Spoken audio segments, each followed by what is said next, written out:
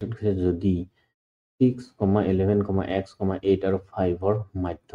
8 দিয়া x ৰ মান কিমান এই x ৰ মানটো উলিয়াব লাগে ওকে মাধ্য আমি জানো মাধ্য মানে কি x bar equals to 8 দিয়া আছে হয়নে আমি প্ৰসেস মতে যাও ভালদৰে কৰি যাও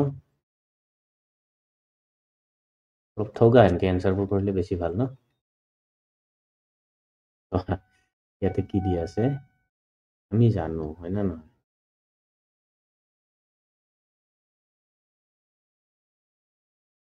আমি কি জানো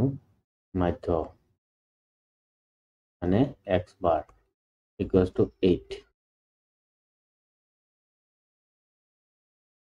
আৰু কি জানো আমি এই সকলোবোৰ এইখিনি আৰু এইটোৰ যোগফল আৰু কেইটা আছে 1 2 3 4 5টা আছে 5টাৰে হৰণ কৰিব লাগে তেনেহলে মাধ্য এটোটো হৈ গল আমি এটো এটো 8 নিলিখে আমি ইয়াতে যদি কৰো কি হয় পদবোৰৰ সমষ্টি যদি লিখো পদবোৰৰ সমষ্টি ডিভাইডেড বাই কি আহিব পদৰ সংখ্যা এটো হ'ব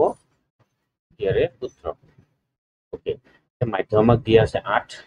আৰ পদবোৰৰ সমষ্টি মানে কি এই সকলোবোৰ যোগ কৰিব লাগিব এই সকলোবোৰ যোগ কৰিলে পদবোৰৰ সমষ্টি পাম আৰু ইয়াতে কেইটা আছে এটা দুটা তিনটা চাৰিটা পাঁচটা তেনেহলে ইয়াতে লিখিম পাঁচটা এটোই হ'ব ইয়াৰে এনসাৰ এটো কৰিলে যি আহে হেতুই হ'ব এনসার এটো বেছি টান নাই আমি জানো এটো তেনেহলে তেন্তে লিখা এতেকে লিখা তেন্তে মাধ্য x bar কি পাম আমি 8 equals to পদবোৰৰ সমষ্টি মানে কি 6 plus 11 plus x plus 8 plus 5 divided by কেইটা সংখ্যা আছে 1 2 3 4 5টা আছে ওকে this implies এই 8ৰ লগত এই 5টো পূৰণ কৰি দিলে কি হৈ যাব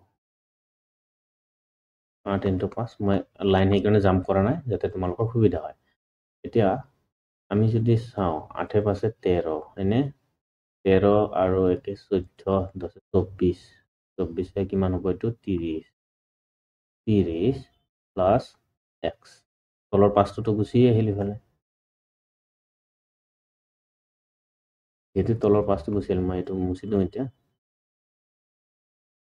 আমি ইয়াতে কি কৰিম 8 5 গুণে 40 30 টুক যদি ইফালে আনো মাইনাস হ'ব